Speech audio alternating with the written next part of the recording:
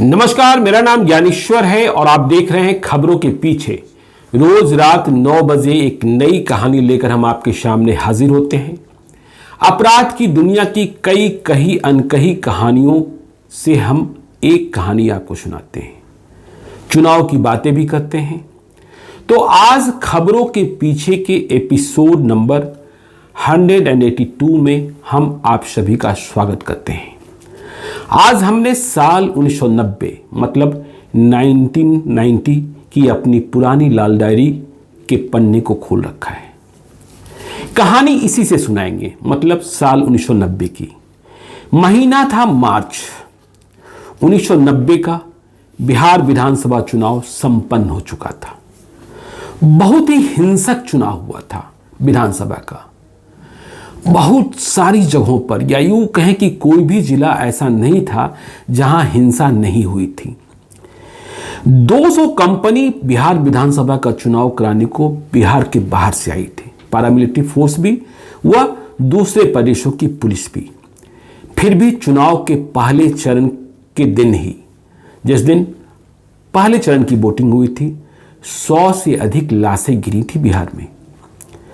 चुनाव पूर्व हिंसा, मतलब चुनाव के प्रचार के दौरान या चुनाव की तैयारी के दौरान जो हिंसा हुई थी, उसका कुल योग मतलब टोटल तो अलग ही था।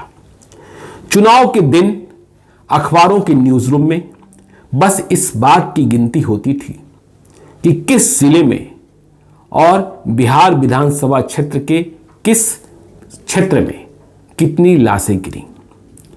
लेकिन एक बात और स्पष्ट थी, वोटिंग का पहला चरण फरवरी 1990 में ही संपन्न हुआ था और मतदाताओं के रुझान से यह स्पष्ट हो गया था कि कांग्रेस की सरकार अब बिहार से जाने वाली है।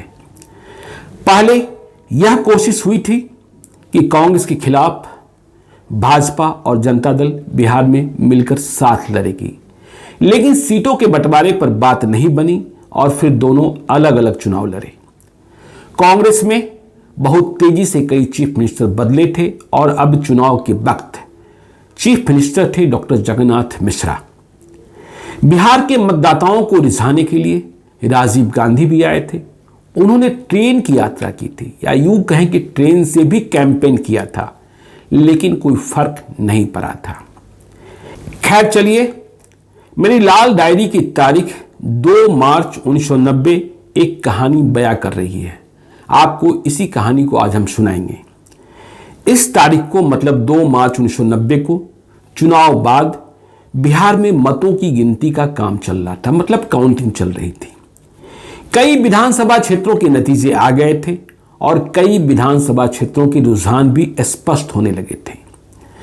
तो पूरा का पूरा रिजल्ट तो अभी आना शेष था, लेकिन जो ट्रेंड था और जिस तरीके से नतीजे आ रहे थे वह पूर्वानुमान, तब देखिए कोई एग्जिट पोल नहीं आता था, तो पूर्वानुमान के मुताबिक ही कांग्रेस की सरकार खत्म होती दिखाई पड़ रही थी। मतों की गिनती के दौरान भी बिहार के कई मतगणना केंद्रों से हिंसक झड़प की खबरें आ रही थी, लगातार आ रही थी। तो मेरी डायरी अब आपको ले चलती है जिला जहानाबाद में। तब अरवल भी जहानाबाद जिला ही था और अरवल के विधायक थे सरदार कृष्णा सिंह। कंफ्यूज मत होइएगा, ये पंजाब वाले सरदार नहीं, बिहार के भूमिहार वाले सरदार थे, लेकिन पगड़ी बांधते थे, सरदार कहलाते थे। बहुत ही दबंग और बड़े ही मवाली थे, ताकतवर थे, हथियारबंद दस्ते के साथ चलते थे। सरकार का समर्थन भी था। कहा जाता था कि सरदार कृष्णा सिंह का मतलब ही भराम भराम होता है, लेकिन 1990 के चुनाव में वे निर्दलीय चुनाव लड़ रहे थे अरवल विधानसभा क्षेत्र से। तो अरवल के मिजाज के मुताबिक ही चुनाव में उनका मुकाबला आईपीएफ मतलब इंडियन पीपुल्स फ्रंट के रामाधार के साथ हो रहा था। रामाधार भी मजबूत थे, जनाधार वाले थे। सरदार कृष्णा सिंह चाहे जितने दबंग रहे हों, जितने मजबूत रहे हों, जितने बाहुबली रहे हों, उन्हें आईपीएफ हर एक चुनाव में बराबरी से टक्कर देता था। वह दौर ऐसे भी नरसंहारों का था और जहानाबाद तो ज्यादा ही कुख्यात था। आगे आपको यह बताएं कि 2 मार्च 1990 को मेरी लाल डायरी जो कह रही है, अरवल विधानसभा क्षेत्र में हुए चुनाव के वोटों की गिनती चल रही थी। सरदार कृष्णा सिंह विधायक भी थे, जीते हुए थे, फिर से चुनाव लड़े थे, अब निर्दलीय चुनाव लड़े थे, तो वे काउंटिंग सेंटर के भीतर ही थे। लेकिन काउंटिंग सेंटर के बाहर सरदार कृष्णा सिंह और आईपीएफ के कैंडिडेट राम आधार के समर्थक लगातार आपस में लड़ रहे थे, भिड़ रहे थे, तन रहे थे। जैसे ही कोई उम्मीदवार, काउंटिंग चल रही थी, किसी राउंड में आगे चला जाता, लीड हासिल कर लेता, बाहर उनके समर्थक जयकारा लगाने लगते, दूसरे उम्मीदवार के समर्थकों को निराश करने लगते, उन्हें चिढ़ाने लगते और जीत गया भाई, जीत गया, जीत गया भाई, जीत गया का नारा लगने लगता। इसके कारण तनातनी और बढ़ जाती। तो अरवल के लिए जारी काउंटिंग के वक्त ही एक ऐसा समय भी आया जब आईपीएफ उम्मीदवार राम आधार सरदार कृष्णा सिंह से काफी मतों से आगे चले गए। ऐसा लगने लगा कि अब राम आधार की ही जीत तय है, सरदार कृष्णा सिंह चुनाव हार गए। तो यह संदेशा जब बाहर आया तब घोषणा होती थी माइक से कि किस राउंड में कौन उम्मीदवार कितने मतों से आगे जा रहा है। मोबाइल तो था नहीं। तो जैसे ही यह बात बाहर आई कि अब राम आधार बहुत आगे हैं, चुनाव जीत सकते हैं, तो राम आधार के जो समर्थक थे, मतलब आईपीएफ के समर्थक, और जो सरदार कृष्णा सिंह के लोग थे, उनके बीच लड़ाई होनी शुरू हो गई। और यह लड़ाई इतनी बढ़ गई, झगड़ा इतना बढ़ गया कि गोलियां चलने लगी, वह बम फटने लगे। तब संवेदनशील जहानाबाद में चुनाव कराने को पंजाब की पुलिस भी आई थी। आपको पता ही है कि पंजाब पुलिस का मिजाज क्या होता है, वह उपद्रवियों के साथ कैसे निपटती है। और जब गोलियां चलनी शुरू हो गई तो पंजाब पुलिस ने भी, जिनकी तैनाती वहां थी काउंटिंग सेंटर के बाहर, उन्होंने मोर्चा संभाल लिया। यह नोटिस किया गया कि सरदार कृष्णा सिंह के लोग ही अंधाधुंध गोलीबारी कर रहे हैं और जो लोग गोली चलाने वाले हैं वे एक जिप्सी पर सवार हैं। जिप्सी तब सबसे रंगदार गाड़ी हुआ करती थी। अब पंजाब पुलिस ने इस जिप्सी को घेर लिया और जो लोग गोलीबारी कर रहे थे उन्हें निशाने पर लेकर उनके खिलाफ काउंटर फायरिंग शुरू कर दी। और जब पंजाब पुलिस ने मोर्चा संभाल लिया तो आप समझ सकते हैं कि जो गोलीबारी करने वाले लोग होंगे वे कहां तक और कब तक टिकते। कुछ ही देर में मुठभेड़ खत्म हो गई। जब गोलीबारी खत्म हुई तो 4 लोग, पंजाब पुलिस वाले नहीं, जो लोग गोलीबारी कर रहे थे, वे 4 लोग ढेर हो चुके थे। और सरदार कृष्णा सिंह के लिए यह मुठभेड़ एक बहुत ही बड़ा सदमा था, क्योंकि इस इनकाउंटर में उनके भाई सुधीर कुमार भी मारे जा चुके थे। मुनीलाल ने अस्पताल में जाकर दम तोड़ा था, जो भी सरदार कृष्णा सिंह के समर्थक थे। 2 अन्य लोग भी मारे गए थे जो सरदार कृष्णा सिंह की फैक्ट्री के ही कर्मचारी बताए गए थे। तो सरदार कृष्णा सिंह के 4 लोग काउंटिंग सेंटर के बाहर मार दिए गए और अभी भी काउंटिंग भीतर चल ही रही थी। इस वक्त आपको मेरे वीडियो एडिटर इस इनकाउंटर के बाबत 3 मार्च 1990 को पटना से प्रकाशित नवभारत टाइम्स की एक खबर भी स्क्रीन पर दिखा रहे होंगे। यह खबर इस बात को कंफर्म करती है कि DID 8254 नंबर की जिस जिप्सी से गोलीबारी की जा रही थी उसमें स्टेनगन और राइफल भी था। यह गाड़ी सरदार कृष्णा सिंह के लोगों की थी। बाद में पुलिस ने मुठभेड़ की समाप्ति के बाद इसी जिप्सी से हथगोला भी बरामद किया था। इस एनकाउंटर के बारे में पुलिस का आधिकारिक बयान, ऑफिशियल वर्जन ये था कि सामने से हमलावरों ने कोई 40 राउंड गोलियां चलाई थी, जिसका जवाब पुलिस ने भी 50 राउंड फायरिंग के माध्यम से दिया था। पुलिस ने यह भी दावा किया था कि हमलावरों के बाकी सहयोगी 3 दूसरी गाड़ियों में सवार होकर भागे हैं, जिन्हें खोजने के लिए, जिन्हें पकड़ने के लिए छापेमारी चल रही है। जाहिर तौर पर काउंटिंग सेंटर के बाहर हुई इस बड़ी मुठभेड़ ने सरदार कृष्णा सिंह की मुश्किलें बढ़ा दी थी। वे अब भी, मैंने जैसा पहले बताया कि मतगणना केंद्र के भीतर ही थे और भीतर जो मतगणना चल रही थी उसमें वे अब अपने निकटतम प्रतिद्वंदी आईपीएफ के उम्मीदवार राम आधार से आगे जा चुके थे। ऐसे में सरदार कृष्णा सिंह कह रहे थे कि बाहर क्या हुआ, कैसे मुठभेड़ हो गई, किन लोगों ने गोलियां चलाई, मुझे कुछ भी नहीं पता। मैं तो बाहर जाने के लिए छटपटा रहा हूं, लेकिन ये पुलिस वाले मुझे बाहर जाने ही नहीं दे रहे हैं। तो जब मतगणना की समाप्ति हुई तो फिर से सरदार कृष्णा सिंह ने अरबल जीत लिया, मतलब वे विधायक बन गए। इस नतीजे ने आईपीएफ के समर्थकों में मायूसी भर दी, लेकिन बहुत खुश होने का और खुशी में चुनावी जुलूस निकालने का, विजय मार्च करने का उन्हें भी मौका नहीं मिला। और इसका कारण यह रहा कि वे चुनाव जीतने के बाद भी गिरफ्तार कर लिए गए। जहानाबाद का माहौल तो इस कारण गर्म हो ही गया था। फिर आपको हमने ये भी बताया है कि सरदार कृष्णा सिंह का मतलब ही भराम भराम होता था। तो ऐसे में जिला प्रशासन को लगा कि यदि सरदार कृष्णा सिंह को अभी की स्थिति में जो तनावपूर्ण है जहानाबाद जेल में रखेंगे तो बात और बिगड़ सकती है, इसलिए उन्हें जहानाबाद जेल में रखा जाना मुनासिब नहीं समझा गया। इस कारण वे गया सेंट्रल जेल में, जो ज्यादा सुरक्षित जेल था, वहां शिफ्ट कर दिए गए। लेकिन वहां भी शांति नहीं रही।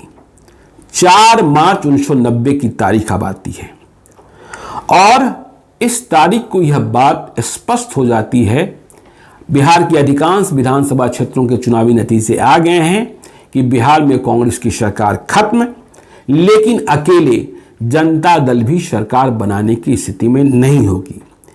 जनता दल को सरकार बनानी है तो उसे बीजेपी व अन्य पार्टियों से भी मदद लेनी होगी, चाहे वो वामपंथी पार्टियां हों या फिर झामुमो हो। तो पटना में सियासी हलचल बहुत तेज हो गई थी। सरदार कृष्णा सिंह को लग रहा था मैं तो निर्दलीय हूं, सरकार बनाने के लिए विधायकों की जरूरत होगी, वैसे में मेरा इंपॉर्टेंस थोड़े कम हुआ है। तभी 4 मार्च की रात को 8 बजे गया सेंट्रल जेल के कैंपस में एक नया तमाशा हो गया और इस तमाशे के केंद्र में भी सरदार कृष्णा सिंह ही थे। हुआ ये कि उनसे मिलने या यूं कहें कि सरदार कृष्णा सिंह को जेल से छुड़ाने के लिए रात को गया सेंट्रल जेल पर एक हथियारबंद दस्ता पहुंच गया। और आपको जानकर हैरत होगी कि इस हथियारबंद दस्ते का नेतृत्व बीजेपी के एक नेता कर रहे थे जो चुनाव भी लड़े थे। फिर से समझिए, सरदार कृष्णा सिंह का मतलब ही भराम भराम था और इस कारण उनकी पहुंच सभी पार्टियों में जो उनके बाहुबली थे वहां तक तो थी ही। तो घटनाक्रम यह रहा कि 4 मार्च की रात को 8 बजे के करीब एक गाड़ी गया सेंट्रल जेल में पहुंचती है। गाड़ी से कुछ लोग उतरते हैं और ये सीधे जेल गेट तक पहुंचकर जेल वालों से कहते हैं कि मुझे सरदार कृष्णा सिंह तक ले चलो, मुझे मिलना है, मुझे उनसे बातें करनी है। ये सभी लोग हथियारबंद होते हैं। फिर रात 8 बजे मुलाकात कैसे कराई जाए? रात 8 बजे जेल में मुलाकात का कोई नियम तो है नहीं। वैसे भी चुनाव का माहौल था, तनातनी का माहौल था। सरदार कृष्णा सिंह को किन परिस्थितियों में गया सेंट्रल जेल में ट्रांसफर किया गया था यह भी जेल के कर्मियों को पता था। 1990 की मेरी डायरी कहती है कि इसके बाद गाड़ी से आए लोग जबरदस्ती करने लगते हैं। जेल कर्मियों को इस बात का अंदेशा हो जाता है कि ये सभी हमलावर हैं और सरदार कृष्णा सिंह को छुड़ाकर ले जाने को आए हैं, मतलब जेल पर अटैक हो गया है। तनातनी इस कदर बढ़ती है कि जेल कर्मी भी तन जाते हैं और इधर गाड़ी से हथियार निकालकर ये लोग भी जेल के भीतर सरदार कृष्णा सिंह तक पहुंचने को आमादा हो जाते हैं। आपको यह जानकर आश्चर्य होगा कि इस हथियारबंद दस्ते को लीड गुरुआ विधानसभा क्षेत्र के बीजेपी उम्मीदवार कौशलेंद्र कुमार उर्फ टुनटुन सिंह कर रहे थे। वे खुद तो चुनाव हार गए थे, लेकिन चुनाव हारने के बाद फिर सीधे हथियार के बूते अपने करीबी, अपने समर्थक सरदार कृष्णा सिंह को छुड़ाने के लिए गया सेंट्रल जेल तक पहुंच गए थे। समझ सकते हैं कि यह दौर कैसा था जब सभी पार्टियां अपने साथ बाहुबलियों को रखने की शुरुआत कर चुकी थी, तो उस दौर में यह रिवाज बन गया था। खैर, आगे यह हुआ कि अभी हथियारबंद दस्ता जेल के भीतर घुसने के लिए जेल कर्मियों से अंतिम लड़ाई लड़ता या जीत हासिल कर लेता, जेल के भीतर घुस ही जाता, उसके पहले ही गया पुलिस की पेट्रोलिंग कार वहां पहुंच गई, गश्ती गाड़ी पहुंच गई। पुलिस ने जब हथियारबंद लोगों को देखा और चिल्ला चिल्ली सुनी, हथियार लहराते देखे, तो इन पुलिस वालों ने बहादुरी का परिचय देते हुए उन हथियारबंद लोगों को ललकार दिया। इसके बाद क्या, जब दोनों ओर से हथियारबंद लोग हों तो गोलियां तो चलेगी ही, और गोलियां चलनी शुरू हो गई। करीब 100 राउंड गोलियां चली थी, और इस बात को तब गया जेल के तत्कालीन सुपरिटेंडेंट और गया के सुपरिटेंडेंट ऑफ पुलिस मतलब एसपी बीसी वर्मा ने भी कबूल किया था। अभी आपको हमारे वीडियो एडिटर 5 मार्च 1990 को पटना से प्रकाशित नवभारत टाइम्स की एक खबर स्क्रीन पर दिखा रहे हैं, जिसमें रिपोर्टर इंद्रजीत सिंह की रिपोर्ट यह कंफर्म कर रही है कि गया सेंट्रल जेल कैंपस में हुई इस मुठभेड़ में बीजेपी के प्रत्याशी रहे कौशलेंद्र कुमार उर्फ टुनटुन सिंह मारे गए थे। बाद में पुलिस ने यह भी कहा कि टुनटुन सिंह पहले से कई कांडों में चार्जशीटेड थे। शेरघाटी थाने में उनके खिलाफ अनेक मामले दर्ज थे।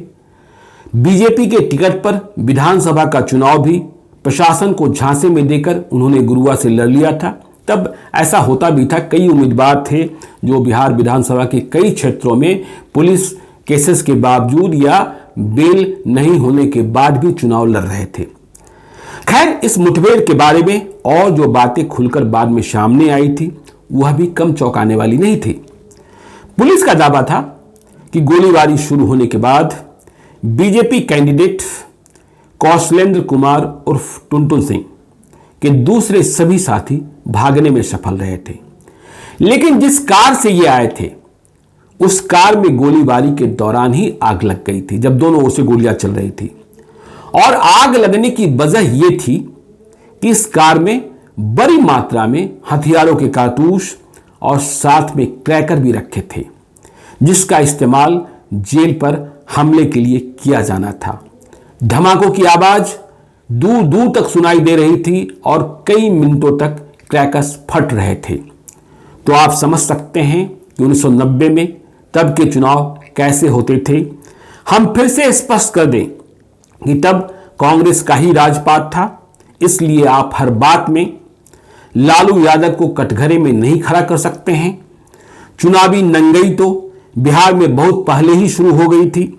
खबरों के पीछे के किसी एपिसोड में आपको हम वह कहानी भी किसी दिन जरूर सुनाएंगे कि चुनाव के दिन माहौल क्या होता था बिहार का, और अखबारों के न्यूज रूम में गोलियों और लाशों की गिनती कैसे की जाती थी।